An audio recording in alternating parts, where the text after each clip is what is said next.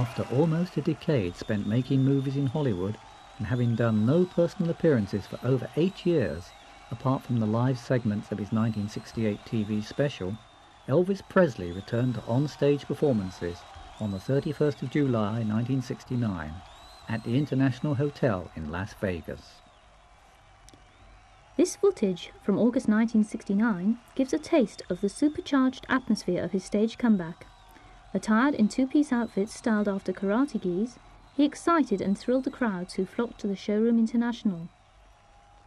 People travelled from all over the world to see Elvis, and his energetic, dazzling displays of showmanship gained plaudits from both fans and music critics.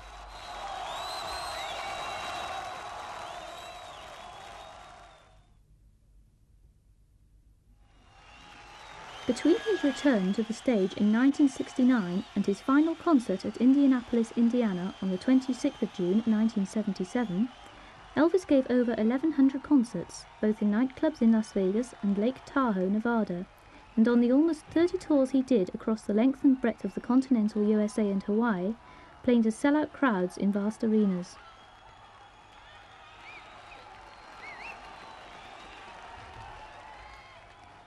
He was like a man who had rediscovered himself and his music.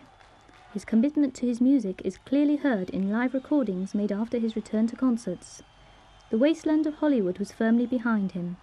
Before him, the stages of America, and the fulfillment of a dream for millions of fans who had tired of the movies and longed to see Elvis in person.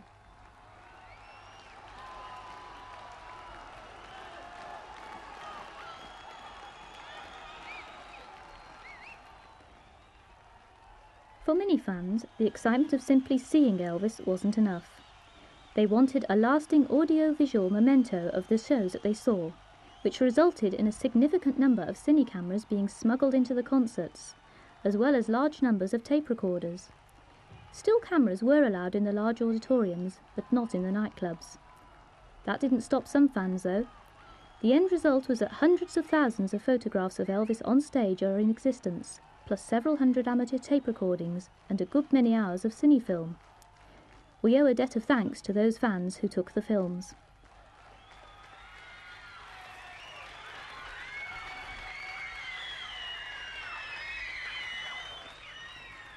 This was before the convenience and technical superiority of camcorders.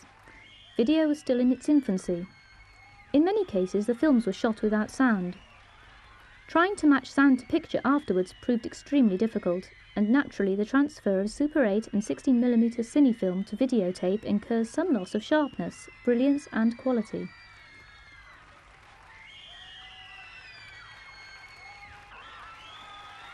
But how good it is to see these films of Elvis on stage, for there's no denying his charismatic presence and his rapport with his audiences. The films highlight, too, the fun he had on stage, his delightful sense of humour, and his obvious enjoyment in singing and performing for his fans. For those fans who take a keen interest in his unique and colourful stage wear, the films have an added attraction, for some show him in outfits that are rarely seen even in photographs.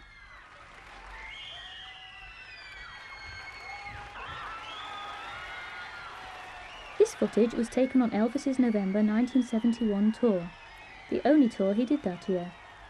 It began in Minneapolis, Minnesota on the 5th of November and ended 11 days later, on November the 16th in Salt Lake City, Utah. A total of 14 sold-out concerts attended by over 180,000 fans. Elvis's grandfather, Jesse Presley, was in the audience at the show in Louisville, Kentucky on the 7th of November.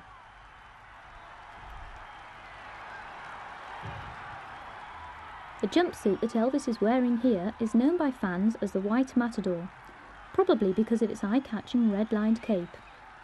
It was one of the first caped suits worn by Elvis and was said to be his favourite jumpsuit from 1971. There were two other suits of similar design, the Black Matador and a red outfit known as the Burning Love suit, which is well known as Elvis wore it during the film of the Elvis on Tour movie. Another name for the White Matador is the Red Lion, because of the lion motif on the buckle of the wide leather belt worn with it. Elvis added scarves of matching colours with his stage wear, and they were much sought after souvenirs, particularly by female fans, because a kiss often went with a scarf.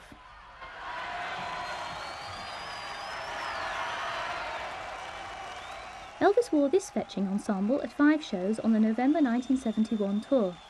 At Minneapolis on the 5th, at Cleveland the following evening, at Baltimore on the 9th of November, at Houston 3 days later, and at Kansas City, Missouri for his penultimate 90-minute-long show before over 10,000 fans at the Municipal Auditorium, when this footage may have been filmed.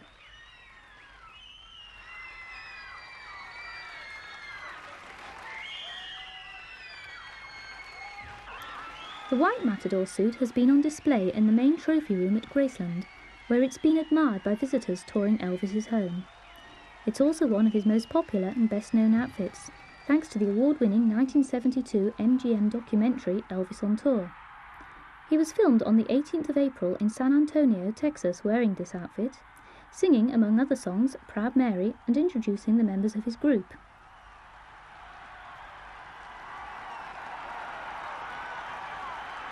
Elvis's regular musicians travelled on this tour.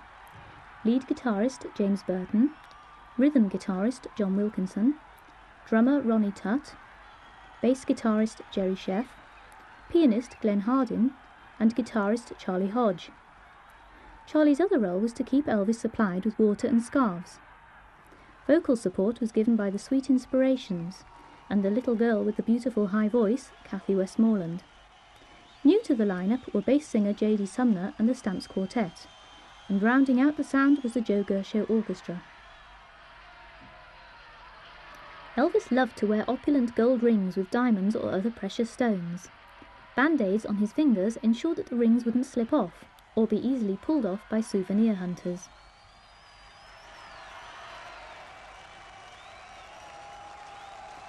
When the wide leather-chained belts that Elvis usually wore began to be a hindrance, he'd take them off, so as to feel free to throw himself into the energetic movements that played such an important and eagerly awaited part of his performance. Occasionally he'd hurl his belt into the crowd, a unique souvenir for whoever caught it.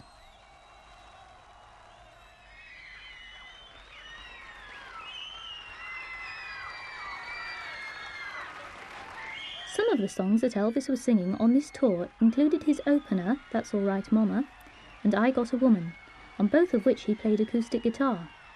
Bridge Over Troubled Water, Funny How Time Slips Away, You've Lost That Loving Feeling, Lordy Miss Claudie, and The Impossible Dream. He included plenty of his classic early rock and roll. The crowd always wanted to hear hits like Heartbreak Hotel, Hound Dog, One Night, Jailhouse Rock, Blue Suede Shoes, and All Shook Up. Ballads like Love Me Tender and Love Me were generally sung as Elvis worked his way along the front of the stage, kissing the ladies and bestowing the much-prized scarves.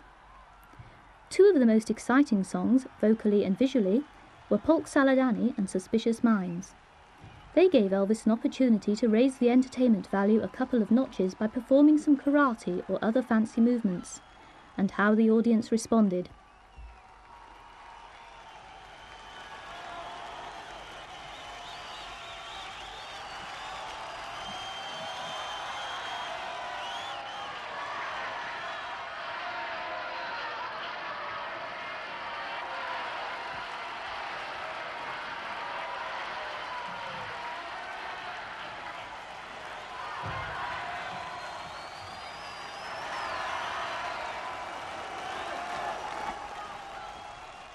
When Charlie Hodge attached the cape to the back of Elvis's jumpsuit, it signalled that the end of the show was near. "Ladies and gentlemen, a song we did in Blue Hawaii," he'd say, and go into Can't Help Falling in Love. Then, in one last flamboyant gesture, Elvis would hold up his cape and parade across the stage as thousands of fans cheered and applauded, and a myriad of flashbulbs exploded. He'd disappear off stage to where a waiting limousine would quickly transport him away from the building and the clamouring fans.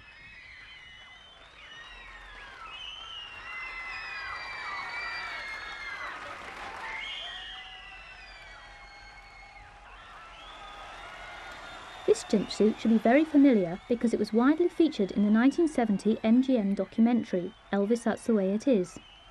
It's the chain suit, worn here with a brown macrame sash.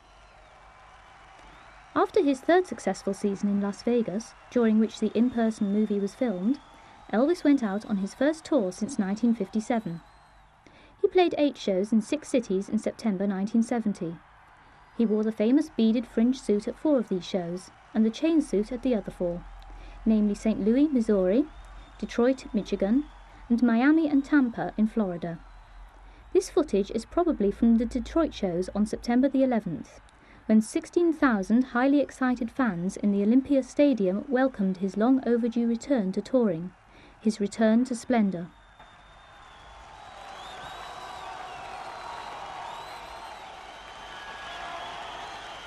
The chain suit was one of 5 jumpsuits that were sent over by Graceland to go on show in the ELVIS Centre in Blackpool in 1989.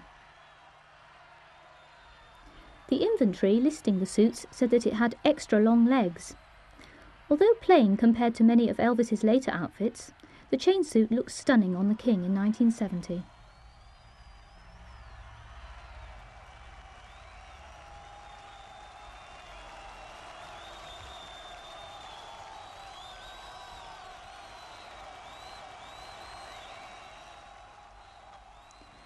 A very svelte-looking Elvis comes on stage in Wichita, Kansas on Monday the 19th of June 1972. He's wearing a 2-piece white suit with black trim and a matching cape, plus a multicoloured paisley shirt. The suit, one of several of similar design, was nicknamed by fans the Dude Suit. It was only the 2nd time he'd worn this outfit on stage, the first being at a matinee in Chicago 2 days earlier. It was a change from the white jumpsuits which had become his trademark since early 1970. Elvis certainly cuts a dash in front of the 10,000 fans in the Henry Levitt Arena in Wichita. He'd later wear this outfit in the opening weeks of his 1972 Summer Festival in Las Vegas.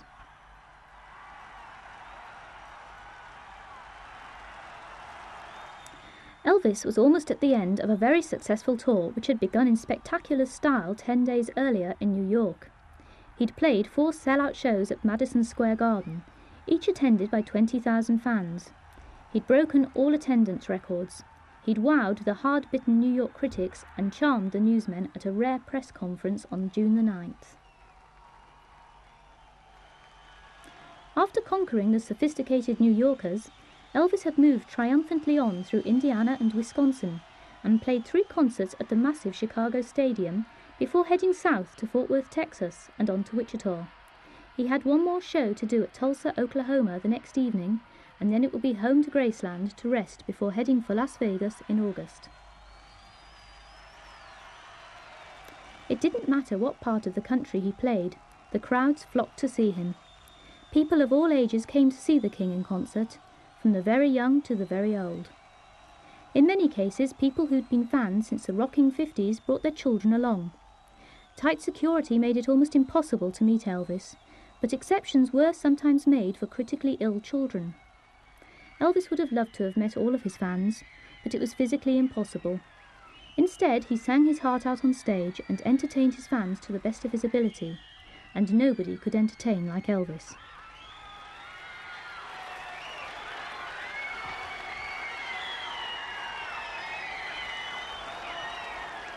This tour found Elvis in fine physical form. His karate routines thrilled the crowds. That's the gold championship belt awarded by the International Hotel that he's wearing. Jacket around his shoulders, the King sings his final song for the Wichita crowd.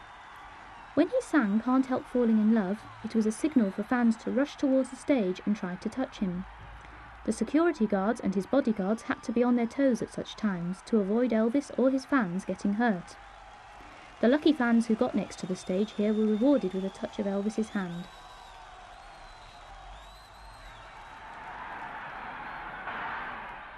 Another show is coming to a close. As the applause rings in his ears and thousands of Instamatics record Elvis's final movements on stage, he flings his scarf into the crowd to be caught by some fortunate fan. The last notes of the song echo around the vast arena.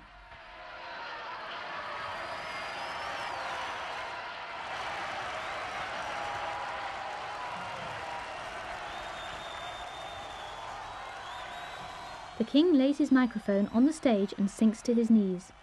What did he feel at such a moment? It must have taken him a while to come down to earth after his show. A parade across the stage and a final salute to the crowd, and Elvis makes his usual quick exit. leaving his fans with memories that they'll relive again and again, and which they'll cherish forever.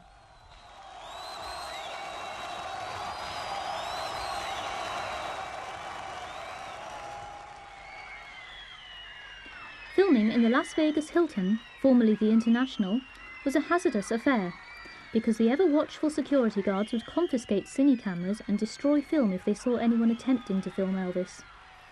Luckily, some people succeeded in getting some footage, even if they had to go up in the balcony to film. It was easier to shoot from up there.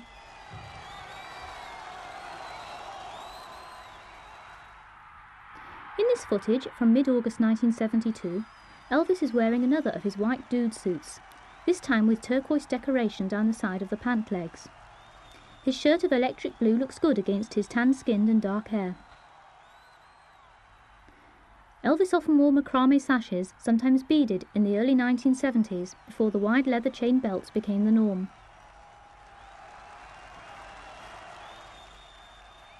Doing energetic routines in time to the beat may have looked good and excited the crowds, but it put a strain on Elvis's clothes. Indeed, these dude suits were replaced later in August because the pants kept splitting when Elvis went into his karate-inspired movements. He had to change pants one time and threw the split pair into the audience. By the time the British fan club arrived in Las Vegas at the end of August, Elvis was back to wearing jumpsuits.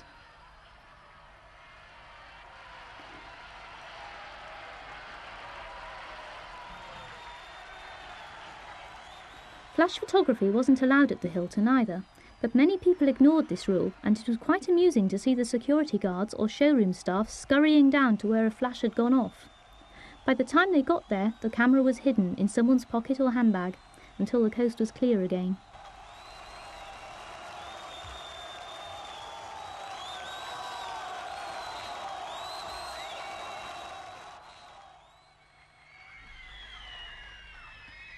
We join Elvis here towards the end of a show at the Honolulu International Center in Hawaii. The date is November the 18th, 1972, and this is a matinee in front of a crowd of 8,400 people in the same arena that would be used 2 months later, on January the 14th, 1973, when Elvis did his historic live Aloha from Hawaii via satellite telecast, a TV special that widened the frontiers of entertainment. In the crowd for this matinee were many fans who travelled from Japan. Elvis was amazingly popular there, despite the language barrier. There would be many Japanese at the Aloha concert too, despite it being broadcast live to Japan.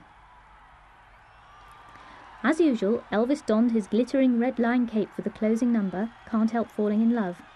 The song, of course, had its origins in the 1961 film Blue Hawaii, and the people of Hawaii had regarded Elvis as a hero ever since he'd done a benefit show in March 1961 to raise money for the USS Arizona Memorial.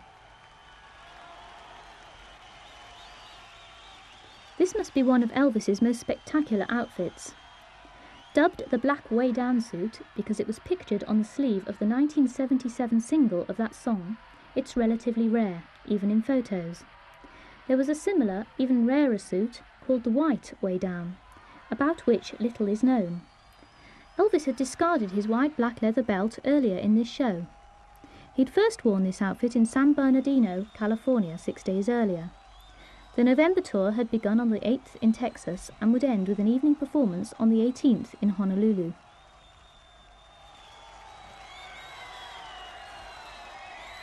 Two days after this show, Elvis gave a press conference at the Hilton Hawaiian Village Hotel when it was announced that the proceeds of the Aloha show would be donated to the Kui Lee Cancer Fund. Cancer victim Lee, a Hawaiian songwriter, had penned I'll Remember You, which Elvis had recorded in 1966, and it would be one of the most memorable tunes in the Aloha special.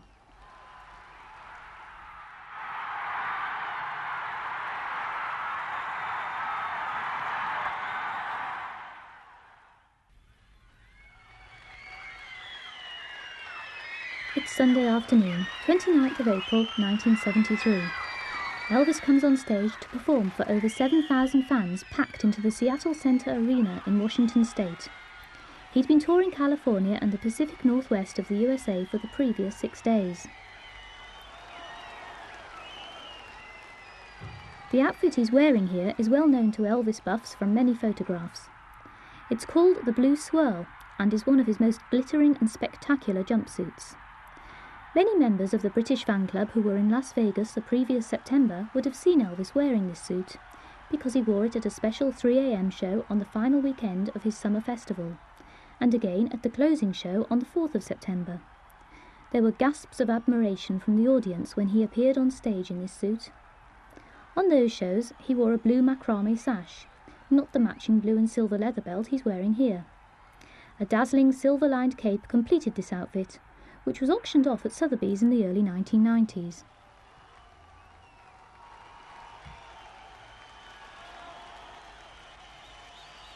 There's a story in one of Sean Shaver's books that Elvis saw a photo of himself in this suit, taken in Las Vegas the previous summer, and realised what a flattering outfit it was, so he decided to wear it again in Seattle during his April 1973 tour.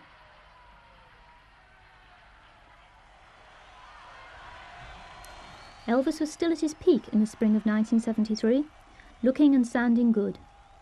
The Aloha from Hawaii via satellite show had been shown on American TV on April the 4th, and more folks than ever wanted to see him in concert. And since Seattle was close to the border with Canada, where the special had been seen too, a good many Canadians were in the crowd cheering Elvis on.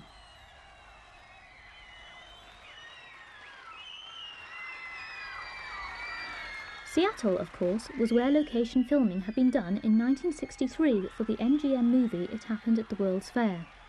And when he performed here in 1973, Elvis told the crowd that he'd filmed in Seattle when he was young. Really young. Was it only 11 years since Elvis had made that movie? Looking at the 1970s superstar entertaining the Seattle crowd, the 1960s movie era seems a long way off.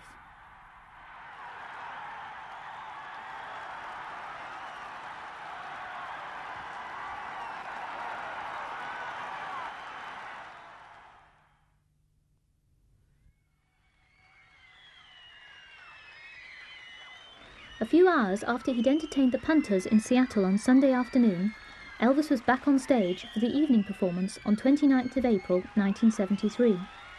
He chose another rare suit for the show on Sunday evening. Fans know it as the Today suit because it was featured on the sleeve of the Today album.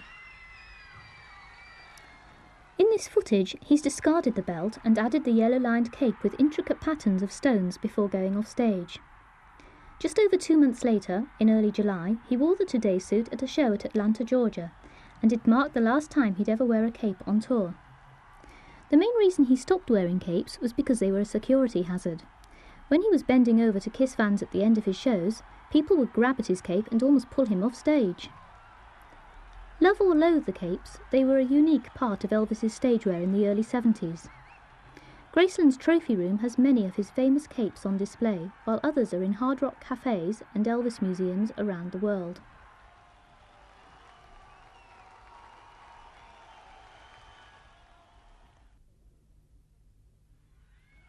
On his May tour in 1974, Elvis introduced a new style of jumpsuit.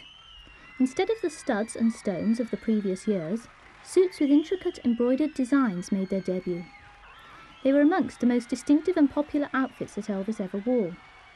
The colourful American Eagle seen here was one of those stunning new outfits. Another was the beautiful Peacock, which was said to be Elvis's own favourite suit. Both of these suits have been introduced at 2 shows at the Los Angeles Forum on the 11th of May. Elvis always felt that he had to wear something special for his LA fans. In 1970, he'd worn an amazing suit with caped sleeves and long fringes at the Forum. 4 years later, he chose the Peacock and American Eagle suits.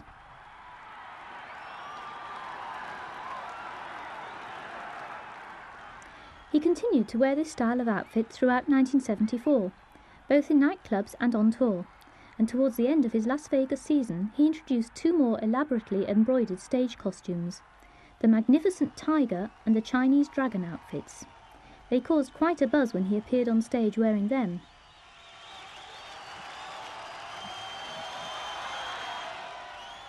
The American Eagle and Tiger motifs were not just decorative, they were symbolic of the karate doctrine with which Elvis was deeply involved.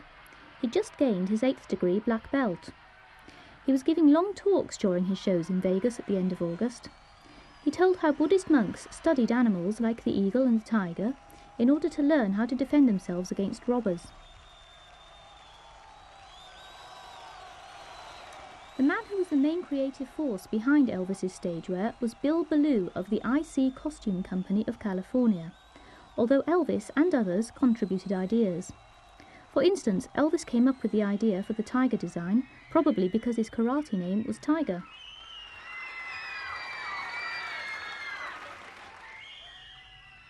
Ballou had designed the earthy black leather suit for the 1968 TV special, and he was invited to design an outfit for Elvis's stage comeback in 1969.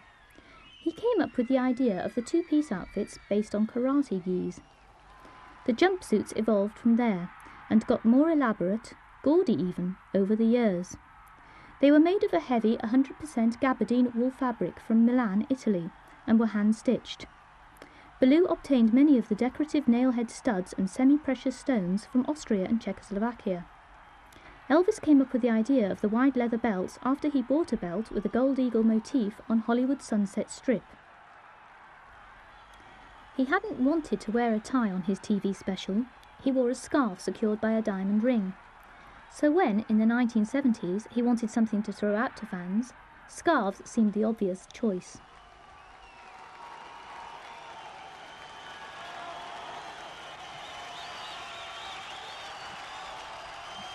John Wilkinson, Elvis's rhythm guitarist, told British fan club members a little about Elvis's jumpsuits in 1972. He said, "There's jumpsuits of all different colours. The total is about 25. I would say that the best one he has would go at least $1,000. Many of the jumpsuits are seen by over 600,000 visitors each year in Graceland's trophy room. Others are in private collections or Elvis museums. Not all fans, of course, are interested in Elvis's jumpsuits, but when the great auction houses like Sotheby's auction off one of the jumpsuits, they fetch many thousands of pounds." At the time this footage was taken, in Columbus, Ohio, on June 25, 1974, Elvis was coming under frequent attack from the press, who were printing alarming stories about his ballooning weight, his unusual lifestyle, and his lacklustre performances. With hindsight, we know that he had many problems health-wise, but footage such as this, filmed in the St. John's Arena in Columbus with 14,000 fans present, belies the press stories. In June 1974, Elvis still looked in good shape, with his consummate showmanship and artistry intact, and his sense of fun often creating amusing diversions.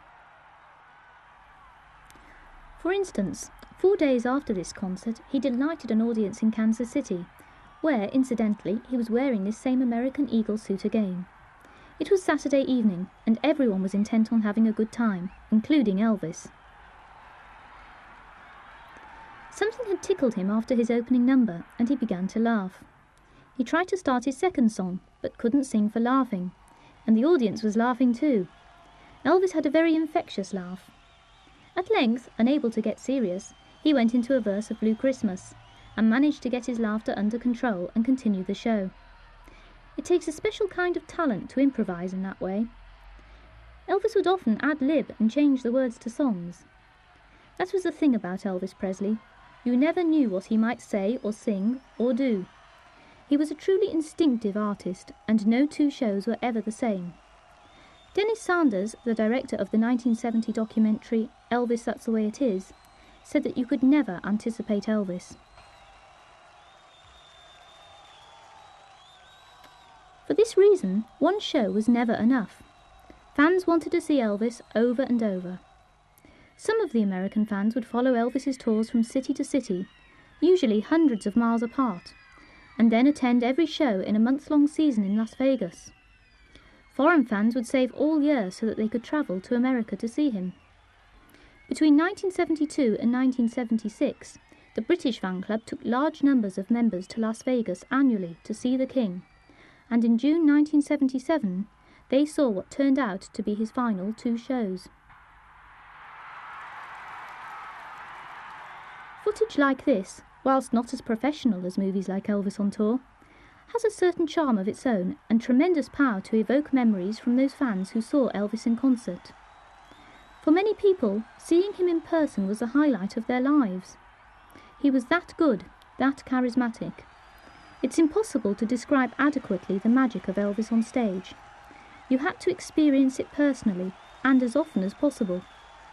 Nevertheless, fans who are either too young or unable to go and see Elvis, for whatever reason, can still get an immense amount of pleasure from footage like this. One thing no film can do is recapture Elvis's voice. Not even the sound quality of compact discs is as good as hearing him live, just as no photograph can fully do justice to his features. Just as he rang the changes with stage wear, Elvis changed the repertoire of songs in his shows. By 1974, he was less and less happy at having to continually sing hits like Hound Dog and All Shook Up. He still kept such songs in his shows because that was what people wanted to hear, but his heart was really into more meaningful or contemporary tunes, like Let Me Be There, Help Me, You Gave Me a Mountain, and An American Trilogy. Elvis could sing anything, and he did, from the sexy fun of Fever to the deep religious conviction of How Great Thou Art. He certainly gave the crowd at Columbus their money's worth. The headline in the Columbus Dispatch next day was, "Big E, explosive as usual," and the review said that he had a magic touch, thrilling fans from 8 to 80. One of Elvis's most famous and popular jumpsuits was the Aloha one. When the groundbreaking satellite show was announced, Elvis told his costume designer, "We're going to do a show in Hawaii, and I want something that is very patriotic, something with the spirit of America." What more patriotic than America's national emblem, the bald-headed eagle? The outfit, with its eagle motif in red and blue stones and gold studs, and belt with replicas of the American presidential seal, is eye-catching without being gaudy. There were several capes, including a floor-length one which Elvis never wore on stage, but which attracted a lot of attention when it was put on show in the trophy room at Graceland, along with the Aloha suit. Elvis wore this suit at several concerts in the spring and summer of 1973, when this footage was probably taken, as well as in Las Vegas. He wore the suit again several times in March 1974 during a tour of the southern states, notably on March the 16th at a matinee at the Mid-South Coliseum in Memphis.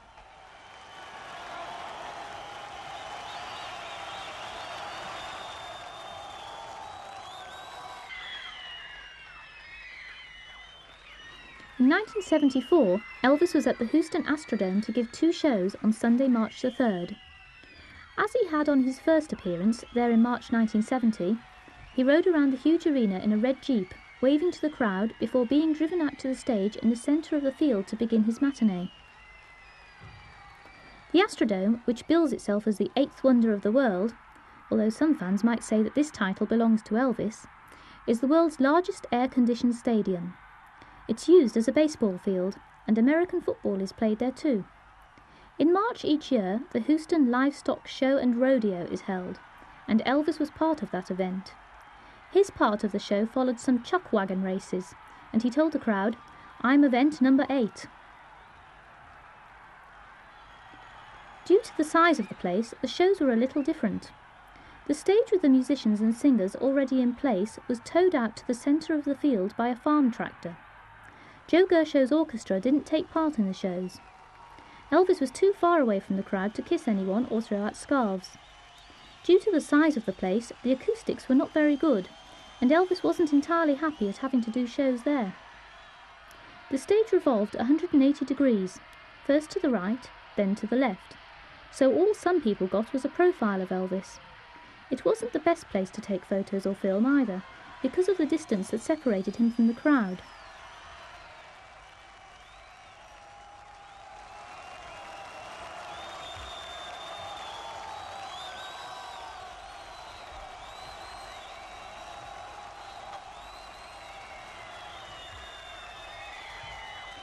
Just before Elvis was about to appear, all the lights in the Astrodome would go out.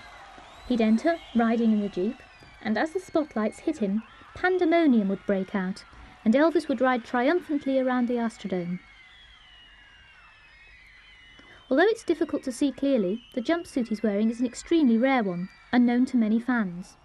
It's got brown and gold decoration in a flower-like motif and is known as the brown flower suit.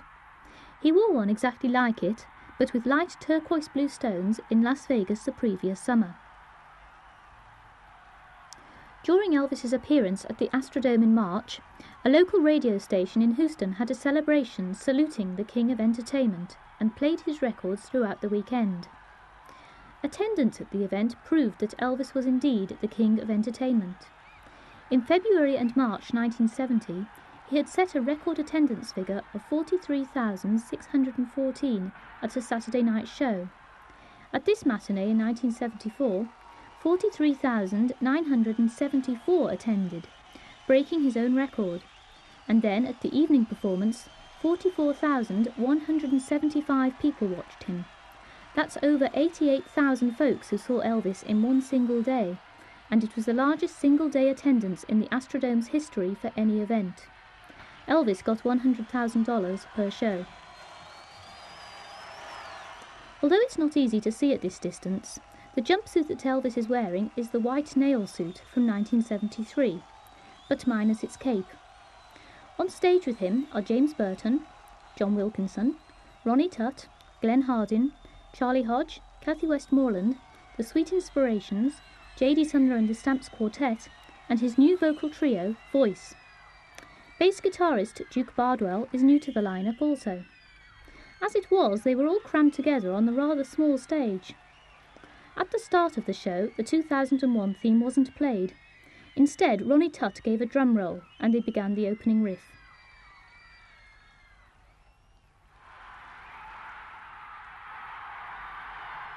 There was an amusing diversion as Elvis was ending a sexy version of Fever.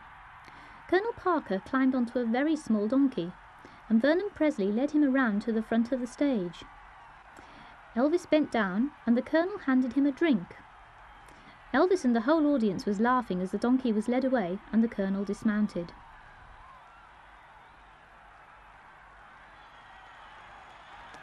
Elvis never played the Astrodome again after 1974, but as event number 8, he's certainly made his mark on the Houston Livestock Show and Rodeo.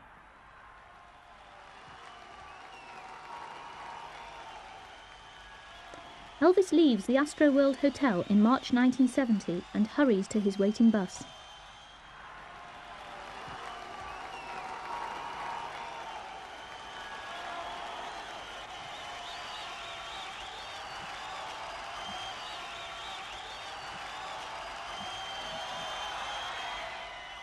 Watching footage like this reminds you of the fan who saw Elvis from the very back of a vast arena and said, "I knew it was Elvis when he started wiggling."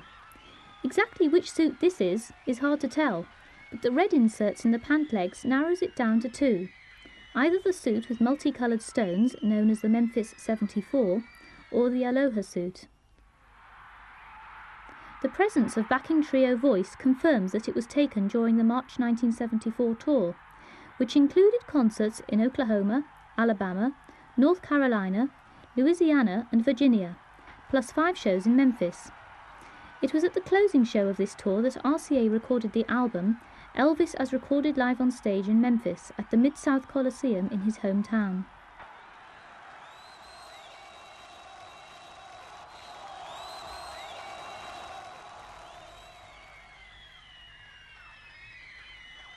Elvis comes on stage to greet the crowd and gets a rapturous ovation as usual, at another concert on his March 1974 tour. This time it's probably at Charlotte, North Carolina. He gave 2 performances here on 9th of March, before almost 12,000 fans at the Charlotte Coliseum, and at the evening performance he wore this sparkling, heavily encrusted costume. It's known to fans as the Memphis 74 suit, because he wore it in Memphis on 16th of March, and again 4 days later on the 20th at the time he was recording the live album during the final concert of his tour. The suit had actually made its debut the previous year, and he'd worn it during his month-long 1973 summer season in Las Vegas, notably at the long and memorable closing show on the 3rd of September, when many members of the British fan club were in the audience.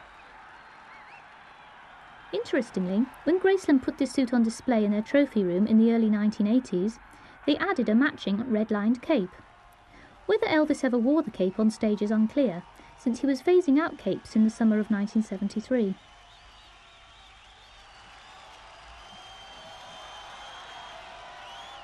The usual parade across the stage, and then Elvis hurries off to his waiting limousine.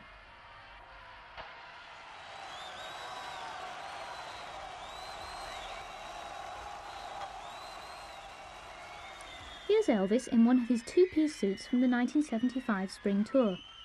He wore this same suit at the Jackson Benefit Show on May the 5th. The pendant Elvis is wearing is his gold and diamond Maltese cross, which visitors to Graceland may have seen on display in the trophy room. Although he looks a little heavy and rather dishevelled, there's no denying the pleasure in Elvis's face. He once told a Las Vegas audience, "I love it out here. I know that people come from all over. They fly, they drive, and there's nobody on this stage, I mean anybody, that had rather be here than anywhere else in the world." A shy, quietly spoken man off stage, Elvis loved being in the spotlight and singing, and then receiving the crowd's acclaim at the end of another memorable performance.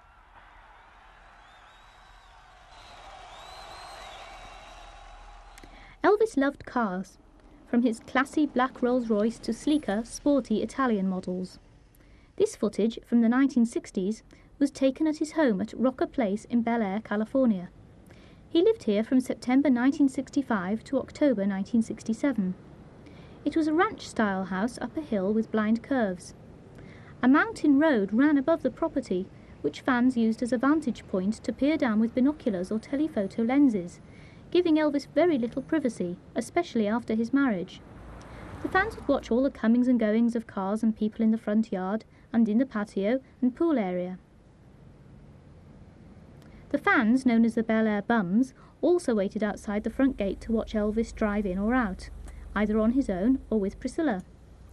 He spent a lot of time in California in the 1960s, of course, making several movies each year.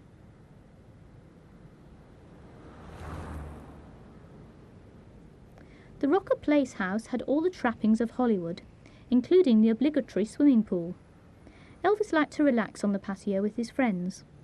Most stars, if their privacy had been invaded in this way, would have probably called in the police to remove the spying fans. Not Elvis. He loved his fans and was loath to call in the authorities to remove them. When driving in or out, he often stopped too to give an autograph or let fans take a photo, and he'd chat to them if time allowed. He never acted like a big star. On July the 12th, 1975, Elvis, in navy jumpsuit with silver eagle, leaves for a show via a back door of the Daniel Boone Hotel in Charleston, West Virginia.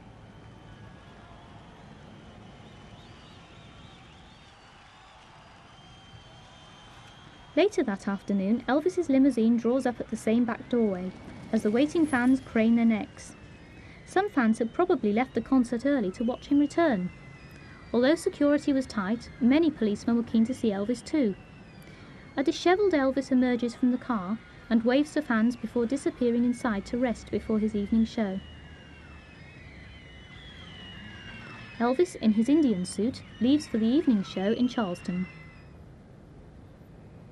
It was very difficult to film Elvis as he entered a building. Did you spot him in the back of the car? During his 70s tours, Elvis's travelling arrangements were kept secret for security reasons.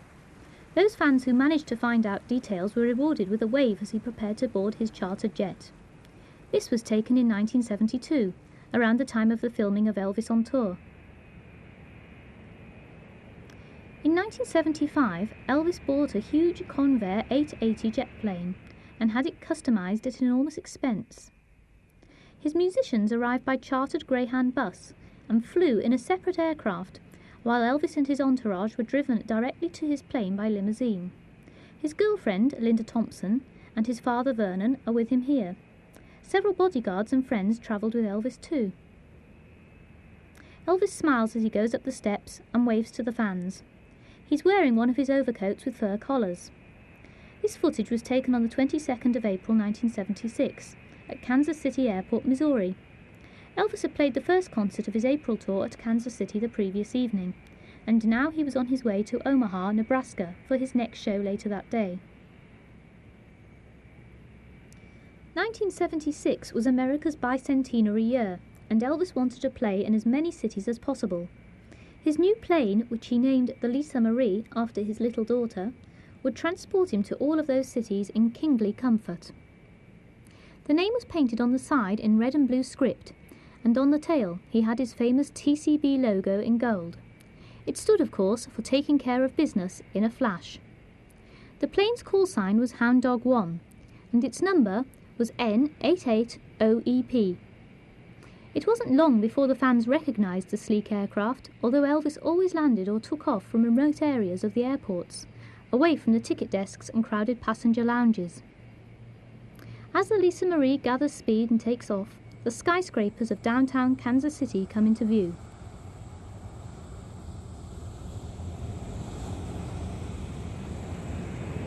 Within a few moments, the plane climbs high into the sky, headed for the next city, taking the king to his next concert. 2 days later, on 24th of April, the lmarie touches down at San Diego Airport in California. Linda Thompson, in white, leads the way, and the lady in yellow behind Elvis is Sandy Miller, Vernon's lady friend. They'd just flown in from Denver, Colorado. After deplaning, they get into the waiting Cadillac limo. Elvis was in town to give a concert at the San Diego Sports Arena that evening before 17,500 fans.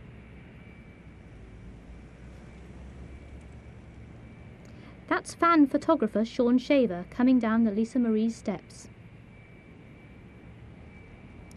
A sleek Cadillac limousine brings Elvis and party to the steps of the waiting lmarie.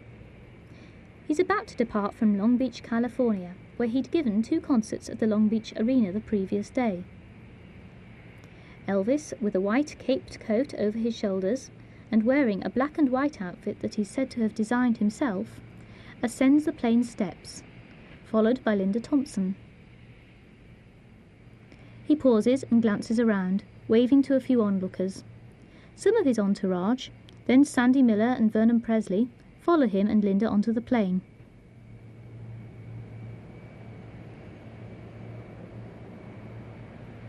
There's Sean Shaver again, loaded with cameras, standing near the bottom of the steps.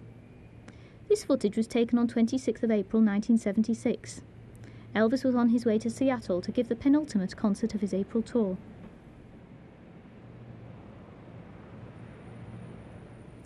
Acquiring the lmarie meant a great deal to Elvis. When his onstage comedian Jackie Kahn made a tribute record in 1977, he quoted Elvis as saying, "I bought this jet for all the people, because when they see that a truck driver can wind up owning his own plane, it gives them hope for the future." It was true.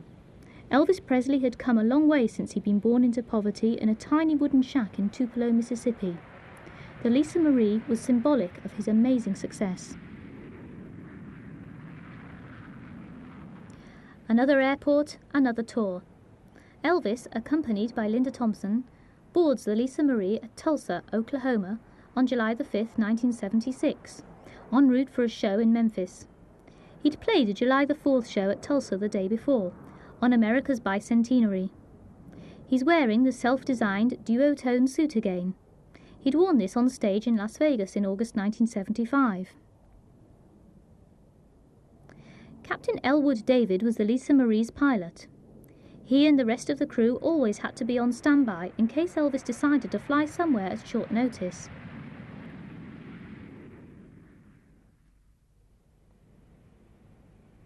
Elvis, in jogging suit, arrives by Greyhound bus at Syracuse Airport, New York State, on July the 26th, 1976. Since Rochester, where he was performing that evening, had too short an airport runway for the lmarie, he flew there by prop jet.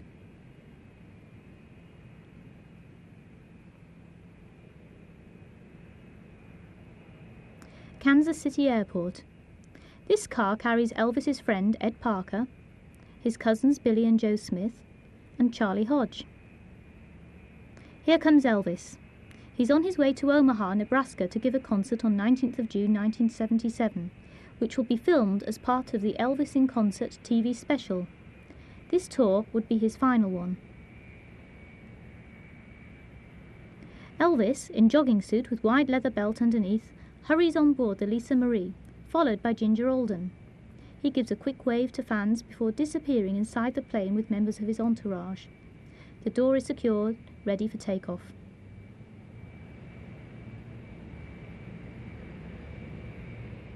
As the jet gets airborne, the familiar sight of the Kansas City skyscrapers comes into view.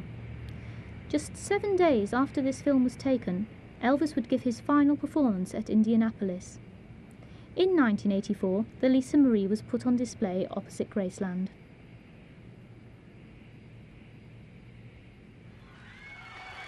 A blinding light show from 20,000 fans at Madison Square Garden, New York, in June 1972 welcomes the King on stage, wearing his flashy porthole suit. After the New York shows, Elvis said, "I'm just an entertainer, out there trying to make the audience happy. If I did that, then I'm equally happy." For someone who was just an entertainer, Elvis gave, and still gives, immense pleasure to millions of people. No one summed it up better than Sean Shaver when he said, "In all of show business, there is no one who achieved more fame and greatness than Elvis Presley, no one who had more fans, no one inspired more love, and no one fulfilled their dreams in a grander manner."